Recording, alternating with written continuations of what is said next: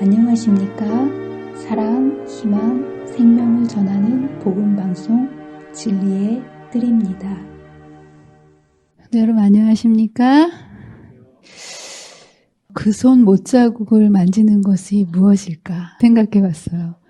거친 세파에서 실패할 때나 어둠 속을 걸어갈 때나 죄짐이 무거워서 감당 못할 때 그 손 못자국을 만지라고 하지 않았습니까? 여러분 생각에 그 손 못자국이 뭘까요? 이렇게 우리의 삶을 소생시켜 주실 수 있는 것은 하나님의 말씀이라고 생각합니다. 그리고 특별히 우리의 어둡고 한치 앞을 모르는 이 마지막 세상에 우리의 삶을 환하게 비춰줄 이 등불과 같은 예언의 말씀을 오늘 이 저녁 주님께서 주실 때 저와 여러분의 마음속에 주님의 못자국을 만진다라는 그런 심정을 가지고 주님께서 주신 이 예언의 말씀을 통하여 여러분의 마음이 크게 용기를 얻고 돌아가게 되시는 저와 여러분이 되시기를 간절히 바랍니다. 오늘은 제54강 다니엘서 12장 두 번째 시간입니다. 다니엘서를 거의 1년 동안 우리가 공부해 왔습니다. 이제 마지막 결론을 맺게 되는데요. 다니엘서 12장은 다니엘서 10장, 11장의 결론이면서도 다니엘서 전체의 결론이 된다고 말씀을 드렸습니다. 시작도 중요하지만 끝이 더 중요하지 않습니까? 그래서 하나님께서는 이 다니엘서 예언서를 마치시면서 이 끝에 이 마지막 선한 싸움을 싸워갈 하나님의 백성들에게 아주 중요한 용기가 되게 하는 기별 두 가지를 마지막에 주시면서 힘을 내라, 용기를 내라, 마지막 끝까지 싸울 수 있도록 사기를 북돋는 귀한 기별을 두 가지 사건을 우리에게 허락해 주셨습니다. 우리 모두가 하나님의 남은 백성으로 특별히 선택된 백성 아니겠습니까? 그렇기 때문에 여러분들은 이 싸움을 여러분들이 원하든 원하지 않든 이제 분명히 그 결전의 날이 올 것입니다. 그날 우리가 그 싸움을 싸우기 위해서 무엇으로 싸울 수 있겠습니까? 힘으로 싸우겠습니까? 무기로 싸우겠습니까? 오늘 주님께서 이 마지막 다니엘서 예언의 끝을 맺으시면서 우리에게 허락해 주신 오늘의 이 말씀이 우리가 마지막 그 싸움을 싸울 때 저와 여러분에게 기억나게 해주셔서 그날 그 엄청난 치열한 대쟁투의 그 싸움 속에서 우리의 마음속에 용기와 힘을 얻을 수 있는 그 말씀이라는 사실을 여러분 기억하시고 이 시간 이 말씀을 성령께서 저와 여러분의 마음속에 잊혀지지 않도록 깊이 깊이 새겨주시기를 간절히 바랍니다.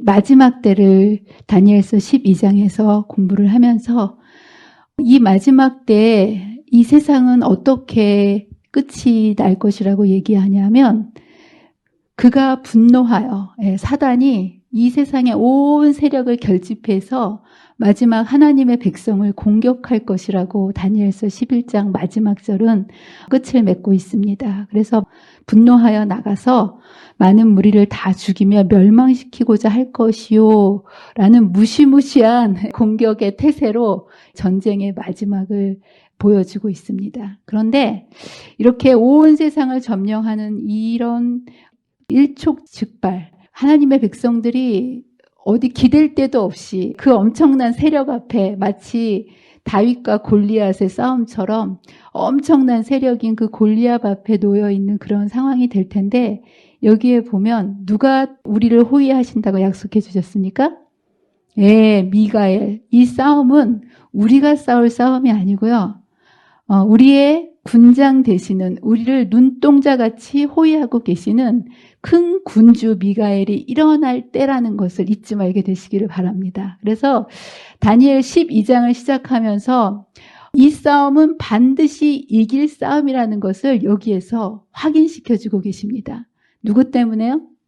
미가엘 때문에. 그래서 이 12장의 다니엘서의 결론을 내리기 전에 미리 알려주시면서 이 싸움은 미가엘이 싸우시는 싸움이기 때문에 이기는 편은 선의 편이다. 너희가 어느 편을 선택해야 될지 이 싸움의 결말을 큰 군주 미가엘이 일어날 것이요 라고 말씀해 주시면서 하나님께서 하나님의 백성들을 승리케 해주실 것을 여기에서 확인을 하고 그 다음 사건으로 넘어가십니다. 이제 지구 역사의 끝은 우리의 군장 되시는 미가엘을 통해서 반드시 승리할 것인데, 어쨌든 이 마지막 싸움을 싸울 때는 싸움은 다 두려운 거 아니겠습니까? 예, 그래서 이 싸움을 하나님의 백성들이 싸울 때 두려워하지 않도록 하나님의 백성들을 전쟁터로 내보내시면서 그들의 사기를 북돋을 수 있는 중요한 두 가지 사건을 여기에서 소개해 주고 계십니다. 많은 분들이 마지막 때 일어나는 사건들을 다 두려운 사건으로 생각하고 있는데요. 하나님께서 주시는 이 두 가지의 사건은 어떻게 생각하면 여러분들이 이제까지는 두렵다고 생각하였을 사건일 수도 있지만 실제로 이것은 두려우라고 허락하신 사건이 아니라 하나님의 백성들에게 끝까지 싸울 수 있는 희망의 기별, 소망의 기별이 되게 해주시기 위해서 이 두 가지의 사건을 다니엘서를 마치면서 우리에게 보여주셨다는 거 잊지 말게 되시기를 바랍니다.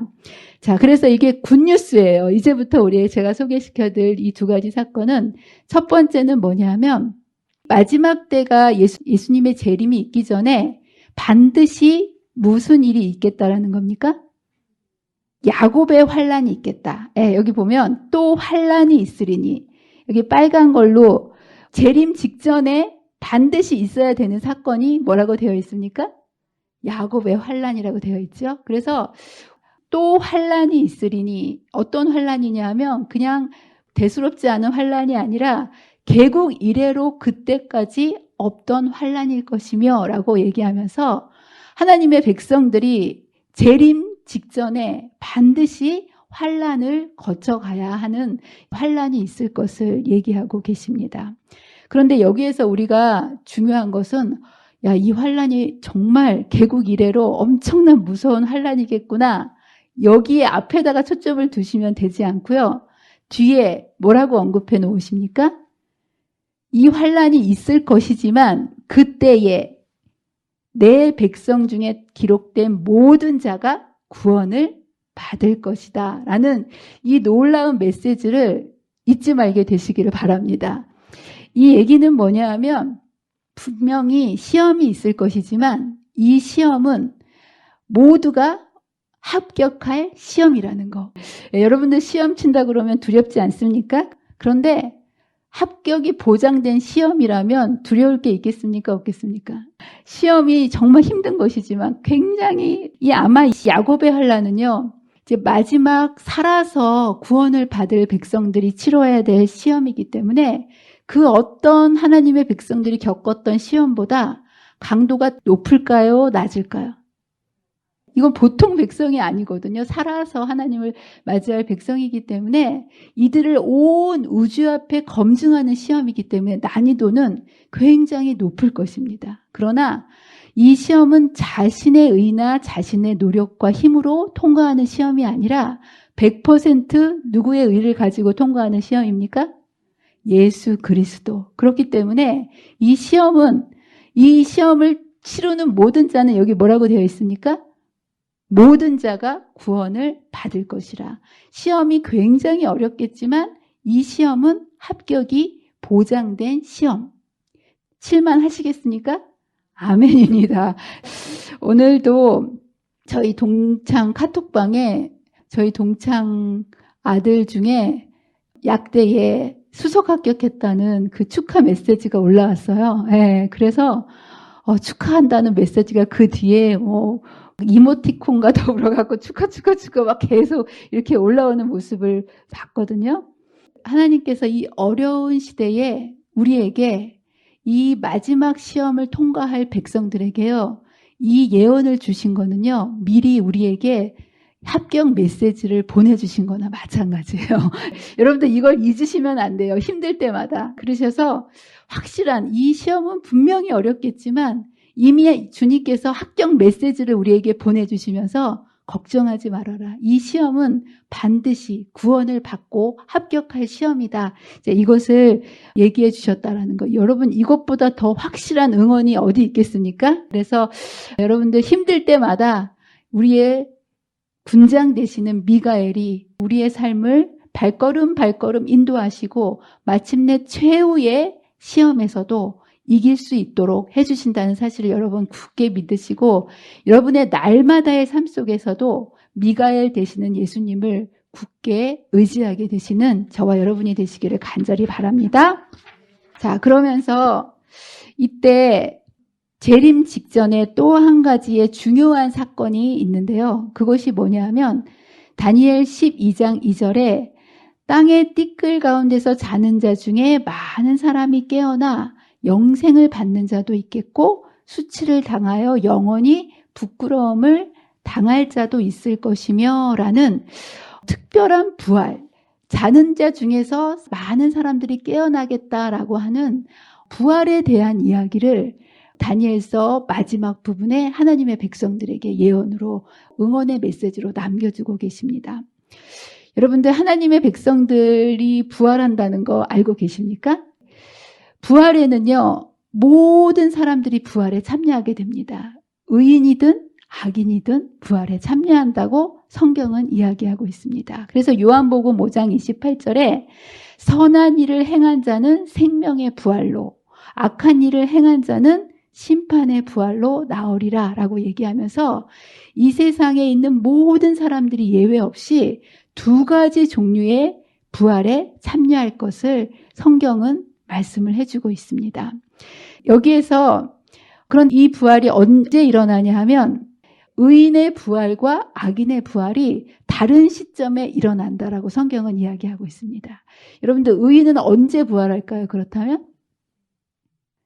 예, 주님께서 강림하실 때 재림하시리니 그리스도 안에서 죽은 자들이 먼저 일어나고 라고 얘기하면서 예수님께서 이 땅에 오셔서 하나님의 백성을 데리러 가실 때 죽은 자들 중에 의인들이 먼저 일어나는 부활에 대한 약속을 해주고 계십니다. 그리고 이제 일반 부활에서 의인만 부활하는 게 아니고 악인이 부활하는데요. 이 악인은 그럼 언제 부활할까요? 의인이 먼저 부활하고 하늘에 간 다음에 그 나머지 죽은 자들은 언제까지 부활하지 못한다고 되어 있습니까? 천년이 차기까지 살지 못하더라. 이 얘기는 천년 후에는 부활이 있겠다라는 얘기 아니겠습니까? 예수님께서 오실 때 의인들이 부활하고 하늘에 간 이후에 천년 이후에 또 악인들이 부활하는 때가 있다. 이렇게 성경은 이야기하고 있습니다. 그래서 이제 여러분들이 언젠가는 죽을 때가 있을 거예요. 아마 살아서 하늘에 가지 못하면. 근데 여러분들 내가 죽어서 눈을 딱 떴는데 예수님의 재림의 모습이 보인다. 그러면 여러분들 정신 바짝 차리세요. 이때는 내가 어떤 부활에 참여한 건가 할 거야? 첫째 부활, 생명의 부활, 의인의 부활에 참여한 겁니다. 이때는 여러분들이 정말 할렐루야를 외치면서 기쁨으로 주님을 맞이하시면 됩니다. 저와 여러분이 모두 다 이 첫째 부활에 꼭 참석하시는 저와 여러분이 되시기를 간절히 바랍니다. 그런데 여러분들이 눈을 딱 떴는데 새 예루살렘이 내려오는 게 보이는 거예요. 그러면 여러분들 너무 멋있는 금도성 예루살렘이 내려오니까 기뻐해야 되겠습니까? 예, 이때는 여러분들이 땅을 치면서 통곡하셔야 됩니다. 이때는 언제 여러분들이 깨어나신 거예요? 악인의 부활, 둘째 부활, 심판의 부활에 여러분들이 깨어나시는 이 두 번째 부활이 있겠다고 이렇게 얘기를 합니다. 그런데 이제 오늘 얘기할 이것은 모든 보편적인 사람들이 속해져 있는 심판의 부활이든지 생명의 부활을 일반적인 모든 사람들에게 적용되는 부활이라고 이야기합니다. 그런데 오늘 성경은 무엇을 얘기하냐면 특별한 또 다른 부활이 있다. 여러분들이 알고 있는 것은 이 두 가지 부활만 알고 있지 않습니까? 그런데 오늘 다니엘서에는 여러분들에게 응원의 메시지를 보내기 위해서 이 일반적인 부활이 아니라 또 다른 세 번째 특별한 부활이 있다고 이야기를 합니다. 이 부활은 어떤 부활이냐 하면 순서가 이래요. 여러분들 예수님이 재림하실 때, 예수님이 내려오실 때, 그 다음에 의인이 부활하는 거죠. 그리고 나서 1000년 후에 악인의 부활이 있습니다. 이게 부활의 순서입니다. 그런데 여기에서 다니엘서 12장에서 이야기하는 부활은 예수님의 재림 전에 있는 부활을 특별 부활이라고 얘기합니다. 여러분 이런 부활이 있다는 거 들어보셨습니까? 다니엘서에서만 이 얘기를 하고 있고요. 여기는 그러니까 예수님의 재림 이전에 부활하는 사람이 있다라는 얘기는 뭐냐면 어떤 똑같은 효과가 있는 거냐면 여러분 살아서 예수님을 맞이할 사람들을 누구라고 얘기하죠? 14만 4천이라고 부르지 않습니까? 예수님이 오실 때 죽은 의인들이 부활해서 가는 무리가 있고 살아서 예수님을 맞이하는 무리가 있습니다. 그리고 성경은 그것을 계시록에 보면 14만 4천의 무리라고 이야기하고 있습니다. 그런데 특별히 살아서 예수님을 맞이하는 사람들과 똑같이 예수님 재림 전에 부활하는 사람이 있어서 마치 살아서 예수님을 맞이하는 것처럼 예수님 재림 이전에 먼저 부활해서 예수님의 재림을 보는 그러한 특별한 사람들이 있을 것이라고 성경은 이야기하고 있습니다. 그러면서 그 중에서 띠끌에서 자는 자 중에서 많은 사람이 깨어나서 어떤 두 가지의 종류냐 하면 영생을 받는 자도 있겠고 이 특별 부활에 참여하는 사람이 의인과 악인이 원래는 1000년의 간격을 두고 일어나지 않습니까? 근데 여기에서는 동시에 이 의인과 악인이 자는 자 중에서 깨어나서 그 자리에서 영생을 받는 사람이 있고 영원히 부끄러움을 당한 자도 있는 의인과 악인의 부활이 동시에 있는 것을 특별 부활에 참여할 사람들로 묘사하고 있습니다. 그렇다면 이런 사람들은 도대체 어떤 사람인가? 성경에 보면 이렇게 되어 있습니다. 예수님께서 돌아가시기 전에 6번의 신문을 받지 않으셨습니까? 불법 신문이었지만 이제 예수님께서 그 신문을 받으실 때 그 가야바의 신문에서 내가 하나님의 아들이냐라는 질문을 받으셨어요. 그랬을 때 만약에 예수님이 그렇다라고 대답하시면 신성 모독죄로 죽임을 당할 것을 아셨지만 하나님과의 자신과의 관계를 모호하게 하지 않으시고 목숨을 걸고 자신의 정체를 밝히면서 하신 말씀이 바로 이 말씀입니다. 내가 하나님의 이제 아들이라고 얘기하시면서 그 질문을 던진 가야바에게 내가 말하였느니라. 그러나 내가 너희에게 이르노니 이후에 인자가 권능의 우편에 앉아 있는 것과 하늘 구름을 타고 오는 것을 너희가 보리라 라고 얘기하시면서 예수님을 신문했던 그 자리에 있었던 사람들이 그때 부활해서 예수님을 볼 것이라 예수님이 이렇게 얘기한 악인의 무리가 있다라는 거예요. 그래서 또 여기 보면 계시록에 보면 볼지어다 그가 구름을 타고 오시리라 각 사람이 그를 보겠고 그를 찌른 자도 볼 것이요. 이 얘기는 악인들이 무조건 1000년 뒤에 부활하는 것이 아니라 예수님의 고난과 죽으심에 동참했던 그분을 모욕하던 그런 사람들이 그 자신들이 누구를 그렇게 십자가의 못에 박고 그리고 누구를 조롱했는지를 그들의 눈으로 보는 악인들이 있을 거라고 이야기를 합니다. 그러면서 똑같은 이야기를 대쟁투에 보면 그를 찌른 자들, 그리스도의 죽음의 고통을 조소하고 조롱한 자들, 그리스도의 진리와 그분의 백성들을 몹시 핍박한 자들도 일어나서 영광 중에 계신 그분을 쳐다보고 충성되고 온유한 사람들에게 주어지는 영광을 보게 된다. 이들이 내가 누구를 찔렀구나? 하나님의 아들을 찔렀구나. 이걸 보면서 가슴을 치는, 땅을 치는 그런 일이 있겠다. 그 악인들이 특별 부활 때에 일어날 것을 묘사하고 있습니다. 그리고 또한 어떤 무리가 또 부활할 것이냐 하면 계시록 14장 13절에 이런 말씀이 있습니다. 또 내가 들으니 하늘에서 음성이 나서 이르되 기록하라. 지금 이후로 주 안에서 죽는 자들이 복이 있도다라는 말씀이 있습니다. 여기에 지금 이후로 주 안에서 죽는 자들은 어떤 자들일까요? 계시록 14장에 나오는 이 지금 이후로 주 안에서 죽은 자들이 과연 누구일 것 같습니까? 이 계시록 14장 13절은 무슨 말씀 이후에 이어지는 말씀이냐면 여러분 새 천사의 기별이 요한계시록 14장에서 외쳐지지 않습니까? 요한계시록 14장의 새 천사의 기별이 외쳐진 이후에 이 새 천사의 기별이 언제 크게 외쳐졌습니까? 1800년 재림운동 당시에 예수님의 재림하실 것을 온 세상에 널리 전파하지 않았습니까? 그래서 그 1800년도 이후에 예수님의 재림이 그들의 시대에 올 거라고 믿고 그들의 재물과 그들의 시간과 그들의 모든 것을 다 쏟아서 예수님의 재림을 위해서 준비한 재림 성도들이 있지 않습니까? 그들이 여러분들 얼마나 예수님의 재림을 고대했을까요? 여러분들 이들은 자나깨나 무엇만 생각했을 것 같으세요? 예수님이 곧 올 거라고 생각하고 모든 인생을 어디에 쏟아붓고 산 사람들입니까? 예수님의 재림. 여러분들은 어떠세요? 여러분들은 매일매일 손꼽아서 언제나 이제나 오시나 예수님의 재림을 기다리고 계십니까?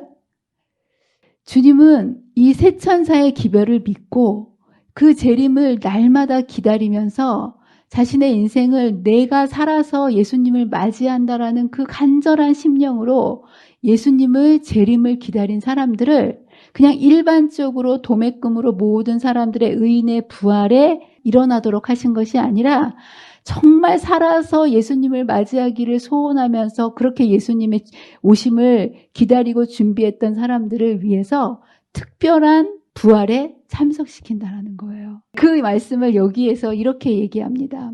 셋째 천사의 기별의 기간을 언급함에는 틀림이 없다. 이 기간에 무덤으로 내려가는 자들은 말하자면 분노가 지나가기까지 잠깐 쉬는 것이다. 그 후에 그들에게는 의로운 자들의 일반적인 부활에 앞서는 특별 부활 때에 나오는 특권이 주어질 것이다 라고 약속하셨습니다. 이거는 여러분들 굉장히 놀라운 약속입니다. 모든 사람을 도매금으로 한꺼번에 첫째 부활로 일으키시는 것이 아니라 정말 재림을 기다리고 소망했던 그들을 살아서 마치 예수님을 맞이할 수 있는 것처럼 재림 전에 그들을 살리셔서 14만 4천의 무리와 똑같이 예수님의 재림을 살아서 맞이하는 것처럼 맞이할 수 있도록 특별히 재림을 기다리는 셋째 천사의 기별을 듣고 그 예수님의 재림을 정말 소망하면서 죽은 자들은 자금 이후로 죽은 자들은 복되도다 한 그 얘기가 뭐냐면 마치 14만 4천 명과 똑같이 살아서 예수님을 맞이하는 것처럼 예수님을 맞이할 수 있도록 미리 부활시키는 그런 놀라운 하나님의 백성에 대한 세심한 사랑과 배려, 이런 하나님을 우리의 아버지라고 부르면서 살 수 있는 게 얼마나 큰 은혜고 특권입니까? 제가 듣기로는 길집사님 아버님이 100세가 거의 되셨다 그러시더라고요. 그런데 이분이 소원이 살아서 예수님을 재림을 맞이하는 게 소원이라고 그러셨어요. 근데 제가 오늘 이 공부를 하다가 그 길집사님 아버님이 생각나더라고요. 와, 이분의 소원이 반드시 성취되겠구나. 이분이 혹시 돌아가실 수도 있지만 새 천사의 기별을 듣고 재림을 정말 간절하게 살아서 주님을 맞이하고 싶다라는 소망을 가지고 비록 잠든다 할지라도 주님께서는 그분을 언제 깨우신다는 거예요? 재림 전에 깨우셔서 그야말로 살아서 예수님을 맞이할 수 있는 14만 4천과 똑같이 예수님을 맞이할 수 있도록 특별한 은혜를 베풀어 주신다는 거 너무 감사하지 않습니까? 그래서 저와 여러분들도요. 여기에 들어갈까요? 안 들어갈까요? 이 약속은 재림운동 하셨던 그 분들만의 약속일까요? 자신이 없으세요? 여러분은 살아서 예수님을 맞이하고 싶으세요? 죽어서 부활해서 맞이하고 싶으세요? 나는 그냥 죽어서라도 맞이했으면 좋겠다 이렇게 얘기하시는데 이왕이면 살아서 예수님을 맞이하면 얼마나 큰 은혜고 특권이겠습니까? 그런데 정말 놀랍게도 이 세 천사의 기별을 듣고 주 안에서 잠든 자들, 자금 이후로 주 안에서 잠든 자들은요, 모두가 예수님의 부활을 정말 간절히 소망하고 살아서 예수님의 재림을 맞이하고 소망하는 자들에게는 14만 4천의 무리와 똑같이 우리가 재림 전에 살아서 예수님의 재림을 맞이할 수 있는 놀라운 특권에 참여할 수 있도록 해주신다라는 거. 그 약속을 여기에 이렇게 얘기합니다.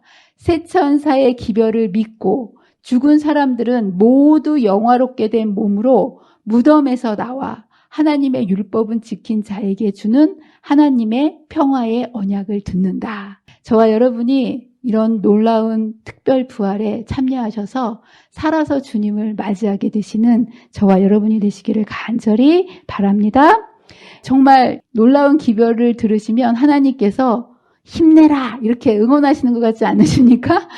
정말 우리가 마지막 백성으로서 치열한 마지막 선악간의 대쟁투를 치르게 될 것이지만, 그러나 하나님께서 이 놀라운 두 가지의 약속을 통해서 우리가 넉넉히 이 싸움을 이길 수 있도록 우리에게 용기를 북돋아 주신다는 사실을 여러분 기억하시면서 여러분의 마음속에 이 놀라운 약속을 굳게 붙잡고 살아가시는 저와 여러분이 되시기를 간절히 바랍니다.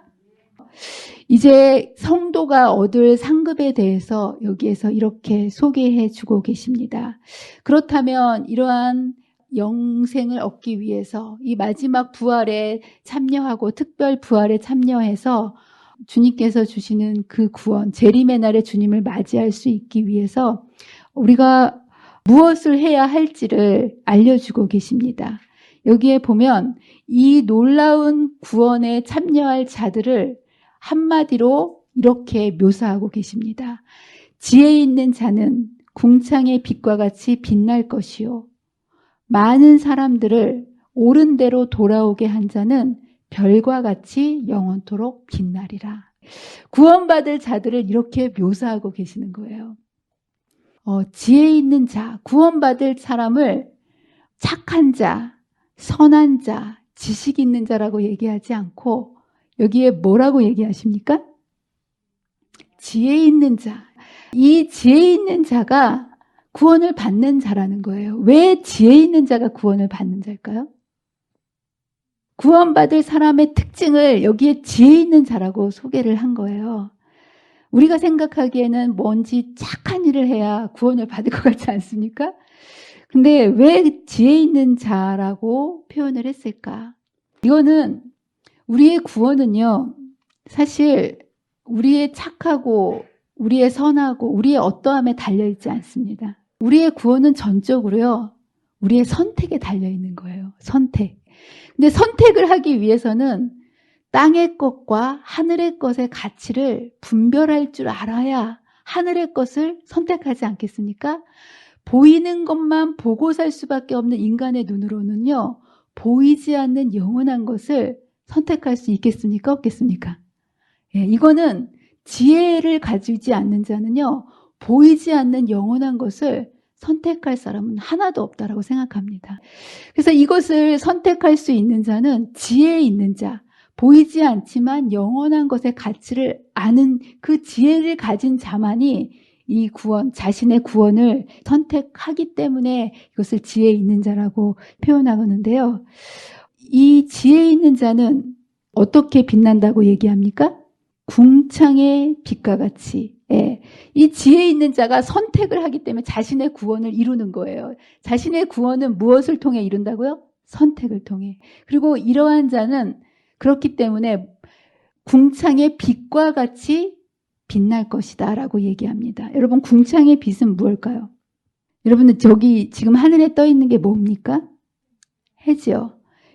이거보다 더 환하고 찬란한 빛이 있습니까? 전구를 몇 개쯤 키면 이 궁창의 빛처럼 환하게 빛날 수 있을 것 같습니까? 전구를 수만 개를 켜도 궁창의 빛을 따라갈 수 없지 않겠습니까? 이토록 지혜 있는 사람의 가치를 이렇게 표현하고 있는 거예요. 여러분들은 그렇다면 이렇게 지혜 있는 사람입니까? 지혜가 있어야 이런 구원의 가치를 알고 이것을 선택할 수 있다는 거예요. 그런데 이 지혜는요, 사람에게는 없습니다. 이 지혜는 누가 주시는 지혜일까요? 하나님께서만 주실 수 있는 지혜입니다. 지혜의 근본은 하나님이시기 때문에. 그래서 야고보서 1장 5절에 보면 이 지혜를 구하라고 하셨습니다. 저와 여러분이 이런 지혜를 다른 걸 하나님께 구하지 마시고요. 이러한 분별력을 가질 수 있는 지혜를 하나님께 달라고 간절히 구하게 되시기를 바랍니다. 여기에 보면 놀라운 약속을 주셨어요. 너희 중에 누구든지 지혜가 부족하거든 모든 사람에게 후히 주시고 꾸짖지 아니하시는 하나님께 구하라. 그리하면 주시리라. 우리에게 자유의지를 주셨기 때문에 주시고 싶으셔도 그냥 주실 수가 없으세요. 구할 때 주신다는 거. 주님께서 분명히 구할 때 주신다고 약속해 주셨으니까 저와 여러분이 이러한 하나님의 지혜를 간절히 구하게 되시기를 간절히 바랍니다.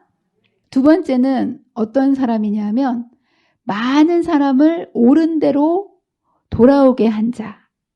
먼저는 나의 분별력을 가지고 내가 선택해야 내가 구원을 받을 거 아니겠습니까? 그래서 지혜 있는 자, 그가 궁창의 빛과 같이 빛나는 사람이다 라고 그 사람을 표현했고요. 두 번째로 구원받는 사람의 특징을 여기서 뭐라고 얘기하냐면 많은 사람들을 옳은 대로 돌아오게 하는 자. 이 사람은 어떻게 빛난다고요?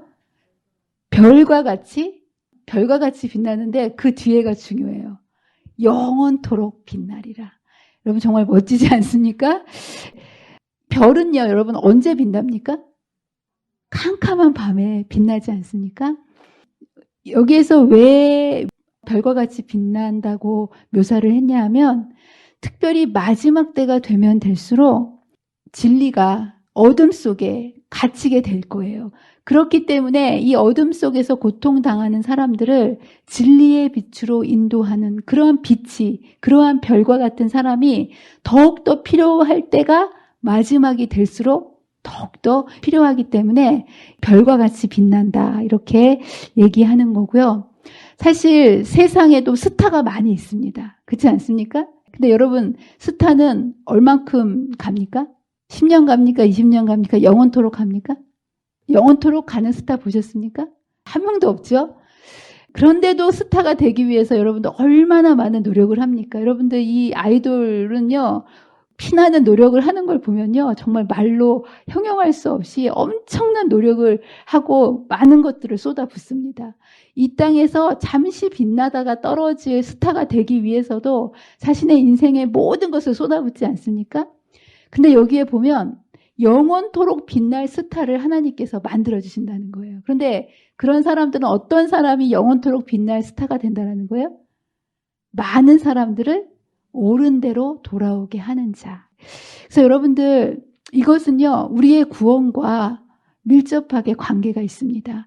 다른 사람을 구원하기 위해서 하는 것이 아니고요. 실제로 많은 사람을 옳은 대로 돌아오게 한 자가, 그런 일을 하는 자가, 그런 일을 하는 자만이 구원을 받을 수 있기 때문에 이런 표현을 해 주신 겁니다. 절대로 자기 혼자 구원받는 사람은 있을까요? 없을까요? 없어요. 그래서 하늘나라 가는 자를 성자라고 부릅니까? 성도라고 부릅니까? 그 얘기는 혼자서 잘해서 구원받을 수 있을까요? 없을까요? 없다라는 거예요. 나 혼자 구원받고자 열심히 신앙생활해서 구원받을 사람은 하나도 없을 수밖에 없다라는 것을 여기에서 이야기하는 거고요. 우리의 구원을 위해서 반드시 우리는 많은 사람을, 어둠 속에 있는 사람들을 빛 가운데로 돌아오도록 하는 그 일을 감당할 때만 우리의 삶 속에 별과 같이 영원토록 빛나는 구원의 삶을 열어주신다라는 그 이제 이야기를 하고 있습니다. 그래서 성도는 구원을 경험한 자이면서 동시에 구원을 유지하는 자가 되어야 되지 않겠습니까? 예, 올바른 선택을 통해서 우리가 구원을 얻었지만 이것을 계속 유지해 가기 위해서는 다른 사람을 주님께 인도하는 일을 통해서 그 믿음에 계속 굳건히 서서 믿음의 성장을 이루어 갈 수 있다는 거. 이런 의미에서 주님께서 마지막 승천하시면서 제자들에게 남기고 가신 마지막 유언이 무엇입니까? 너희는 가서 모든 족속으로 제자를 삼고 그들을 가리켜 지키게 하라. 맨 마지막으로 떠나면서 당부하신 말씀이 바로 이 말씀이에요. 왜냐하면 이렇게 하지 않는 자들은 주님이 오셔도 우리가 그분을 맞이할 수 없기 때문에, 우리의 구원과 다른 사람들을 옳은 대로 이끄는 이 일이 너무나 밀접한 관계를 갖고 있기 때문에 우리가 믿음 안에서 굳게 서서 주님의 재림을 맞이하는 구원받은 자가 되기 위해서는 많은 사람들을 주님께 인도할 수 있는 제자가 되고 제자를 삼는 일. 그렇기 때문에 예수님께서 마지막 당부의 말씀으로 우리에게 남기고 가신 말씀이라는 거. 참 이런 의미에서 올해 하나님께서 우리 이 새로운 교회에 제자훈련 사역과 그리고 소그룹 사역을 그 어느 때보다 더 확실하게 조직하게 해주시고 이것을 통해서 함께 많은 사람을 옳은 대로 이끄는 이 일을 넉넉히 감당할 수 있도록 우리를 세워주신 것. 제가 이것을 생각할 때 정 얼마나 감사한지 모릅니다. 그리고 사실 어떻게 가야 할지, 어디로 가야 할지 막막하기만 했지만 지난 한 해를 쭉 돌아보고 이제까지 하나님께서 이 교회를 인도해 주신 걸음걸음을 뒤돌아볼 때 우리는 그저 있는 그대로 우리 자신을 하나님께 드렸을 뿐인데 하나님께서 그때그때마다 필요한 사람들을 보내주시고 또 필요한 말씀들을 허락해 주시고 하셔서 이렇게 함께 이 사역을 감당할 수 있는 제자 훈련과 그리고 소그룹 사역을 통해서 이 일을 할 수 있도록 주님께서 모든 길을 예비해 주시고 인도해 가고 계시다라는 거. 여러분도 느끼십니까? 저도 지난 한 주 동안 목사님을 통해서 소그룹에 대한 그 말씀을 다시 한번 들으면서 제 마음속에 얼마나 감사하고 그리고 하나님께서 베풀어 주신 그 비전에 대해서 얼마나 가슴이 뛰었는지 모릅니다.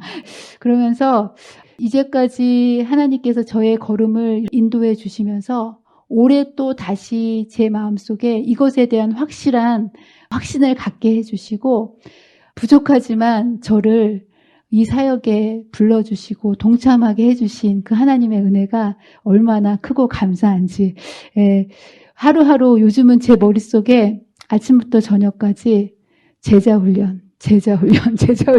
가득 차 있습니다. 그리고 그때 하나님께서 제 힘으로는 저는 사실 제자훈련이라는 것을 여러분도 아시겠지만 한 번도 해본 적이 없어요.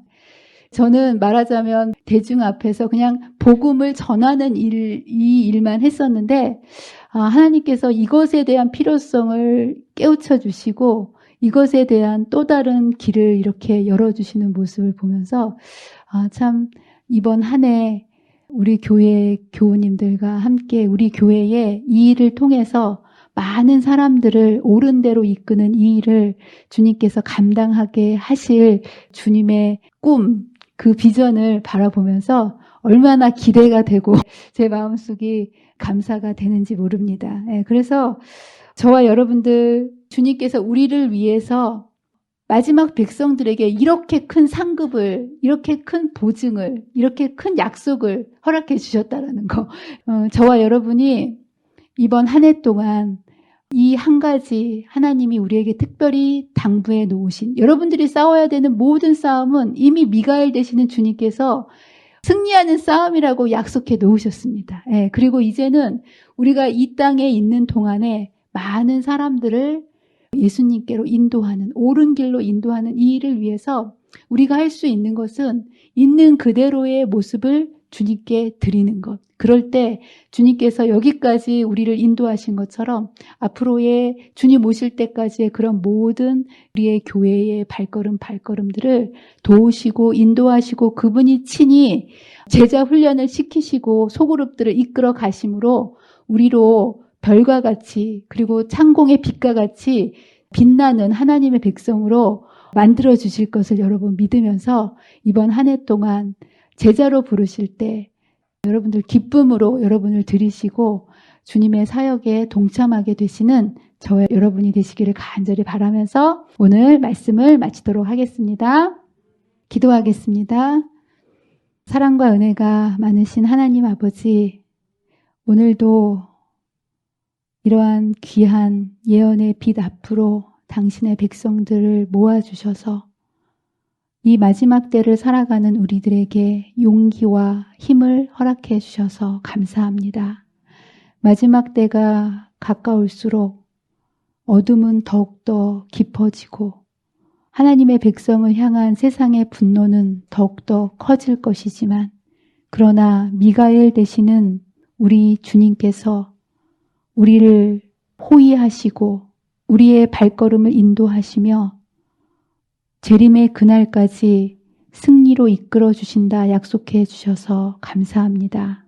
주님, 이 약속을 잊지 않도록 도와주셔서 우리가 어떤 환난과 고난과 어려움이 있다 할지라도 이 모든 싸움은 이미 합격한 싸움이라는, 합격한 환난이라는 사실을 잊지 않도록 도와주시고 우리를 예수님의 재림의 날에 살아서 주님을 맞이할 자로 특별한 부활에 참석할 수 있도록 우리를 배려하시고 우리의 모든 세세한 것들을 알고 계시는 하나님이 계시다라는 사실을 믿고 많은 사람들을 하나님께로 인도하는 주님의 마지막 사역에 우리 자신을 드림으로 주님께서 우리를 통하여 이 귀한 셋천사의 기별을 땅끝까지 전하고 많은 사람을 생명의 길로 인도하는데 주님께서 마음껏 쓰시도록 우리 자신을 주님께